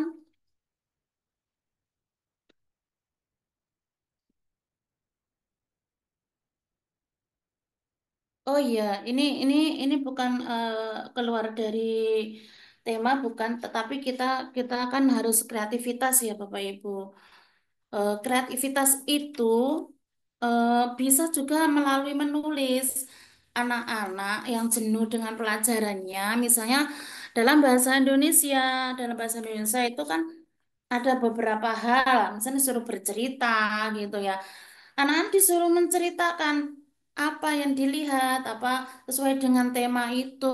Kemudian anak-anak dibiasakan untuk kalau setiap pagi, terutama anak-anak yang masih SD itu kita apa ya kata-kata motivasi, misalnya tokoh Islam seperti itu kan apa membangkitkan kreativitas anak. Kemudian kalau waktu istirahat, mari kita lakukan tepuk semangat agar nanti setelah istirahat kita semangat lagi untuk mengikuti pelajaran lagi gitu. Atau membuat cerita, membuat gambar. Gambar kemudian diceritakan, misalnya ada apa gambar-gambar tentang makanan bergizi ya 4 sehat 5 sempurna itu digambar kemudian diceritakan ini namanya nasi ya nasi itu seperti ini kegunaannya untuk tubuh seperti ini gitu. Eh, itu membangkitkan kreativitas anak, imajinasi anak itu biar muncul gitu. Jadi melalui menulis, melalui menggambar, bernyanyi itu bisa dilakukan. Itu kalau untuk anak sekolah dasar seperti itu. Begitu juga untuk anak yang SMP SMK itu tentunya gurunya punya trik sendiri agar anak itu bisa apa tidak jenuh, kemudian tidak apa malas-malas di kelas, kemudian apa tidak menghiraukan materi yang diajarkan oleh gurunya itu guru pasti punya trik, punya cara tersendiri karena setiap guru itu berbeda, apa individualnya itu berbeda. Maksudnya dalam penyampaian itu satu guru dengan guru yang lain itu berbeda, tapi tujuannya sama untuk membangkitkan kreativitas dan imajinasi anak peserta didik itu. Kemudian eh, kita biasakan kalau untuk anak SD ya, misalnya eh, setiap hari di apa jangan lupa untuk menyanyikan lagu kebangsaan itu ya. Kemudian lagu-lagu daerah gitu. Itu akan memberikan juga apa merangsang otaknya. Oh, ternyata lagu-lagu ini seperti itu kebangsaan. Nah, untuk menghargai jasa pahlawan, terus kemudian menghargai kebudayaan daerah kita itu akan merangsang apa imajinasi dan kreativitas anak. Eh, Padahal apa ya saat ini nyanyian yang anak ya nyanyian anak itu semuanya berbau kedewasaan itu secara secara tidak langsung juga akan berpengaruh kepada mental mereka ya akan berpengaruh dengan karakter mereka. Jadi kita sebagai seorang guru, apalagi seorang guru pendidikan sekolah dasar itu harus mampu memberikan itu. Jadi apa ya, apapun yang kita lakukan harus harus apa ya bisa memberi kemanfaatan untuk anak didik. Gitu. Terus kalau setiap pagi itu kan sudah dibiasakan untuk sholat duha gitu ya. Kemudian membaca ayat suci Al-Quran, hafalan ayat-ayat suci Al-Quran, itu akan sangat bermanfaat untuk anak anak didik kita. Ya, kalau sekarang sih belum memang apa ya tidak terlalu bermanfaat. Mungkin terasanya nanti saat kalau sudah dewasa, ya oh ternyata aku dulu nggak bisa ngaji. Kalau setiap hari disuruh membaca oleh bu guru, ternyata aku bisa hafal. Kemudian ternyata aku dulu nggak bisa sholat duha secara paksa. Memang anak-anak dipaksa, kamu harus sholat duha gitu. Gitu. Kalau pemaksaan itu di sini pemaksaan untuk bisa gitu ya, untuk bisa. Jadi kalau pagi anak-anak kok males-males nggak mau sholat duha, ya kita paksa. Kita beri contoh, kita dulu ke musola, kemudian kita membaca Al-Quran. Secara tidak langsung anak itu sudah ngikuti kita gitu loh. Itu yang pengalaman saya setiap hari seperti itu. Jadi anak-anak itu sudah ngikuti. Enggak usah kita perintah, tapi lama-kelamaan anak itu menjadi terbiasa gitu. Kalau sudah jam 6:30 itu harus menyiapkan diri untuk sholat duha itu sudah terbiasa. Kalau pertamanya memang dipaksa. Kemudian kita beri contoh. Jangan kita memaksa tapi kita nggak memberi contoh, itu seperti apa ya? Nggak sesuai dengan prakteknya. Kita memaksa, kita juga memberi contoh. Jadi hasilnya nanti anak menjadi terbiasa melakukan hal itu gitu. Mungkin ada tambahan Bapak Ibu? Jika tidak ada tambahan bisa diakhiri. Halo? Alhamdulillah sudah jelas, Bu. Kalau sudah jelas, halo Kang Insan? Baik, terima kasih teman-teman semua. Alhamdulillah pada malam ini kita sudah memperoleh pengetahuan yang banyak. Saya simpulkan sedikit berkaitan dengan inovasi dan kreativitas ya guru di dalam proses kurikulum mereka. Yang pertama memang harus memiliki inovatif, kemudian jangan lupa punya humor juga pada saat kita mengajar. Jangan lupa juga pada saat kegiatan proses belajar mengajar tentu menggunakan berbagai metode yang variatif. Karena metode ini bagian proses agar anak-anak kita menjadi lebih aktif dan lebih kreatif serta menghilangkan jenuh di antara mereka. Teman-teman terima kasih, Neng Dokter juga terima kasih. Insya Allah nanti kita bertemu di minggu depan dengan materi yang berbeda dan semoga bimbel kita, eh, pombal kita maksudnya, pombal kita menjadi berkah dan istiqomah ya. Karena memang kalau tidak istiqomah itu susah juga begitu. Dan tentu saja ilmu-ilmu yang disampaikan di pombal ini semoga bermanfaat bagi kita semua dan rekan-rekan. Sekali lagi kami ucapkan terima kasih dan selamat beristirahat. Assalamualaikum Oke. warahmatullahi wabarakatuh. Waalaikumsalam warahmatullahi wabarakatuh. Terima kasih Bapak Ibu semua. Mohon maaf atas segala kesalahan dan sampai jumpa di lain kesempatan. Wassalamualaikum warahmatullahi wabarakatuh. Waalaikumsalam warahmatullahi Warahmatullahi Waalaikumsalam warahmatullahi wabarakatuh. Waalaikumsalam warahmatullahi wabarakatuh. Terima kasih Ibu. Warahmatullahi wabarakatuh. Waalaikumsalam warahmatullahi wabarakatuh.